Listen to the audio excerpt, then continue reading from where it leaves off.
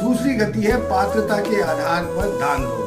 धन का दान, ज्ञान का दान, जल का दान, कन्या का दान, अन्न का दान पात्रता के आधार पर दिया जाता है और पात्रता के आधार पर ही मनुष्य को दान देना चाहिए। और पात्रता के आधार पर दिया हुआ मनुष्य का दान इनफाइनाइट होकर मिलता है।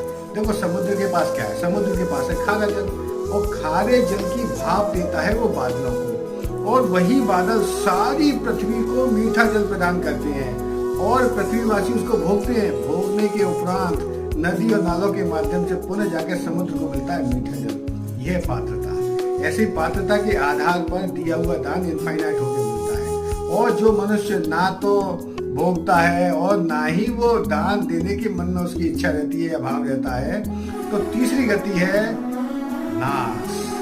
वो मूल जड़ सहित यदि पाप के द्वारा कोई अर्जित कर भी लेता है धन संपत्ति, तो 11 वर्ष तक उसके पास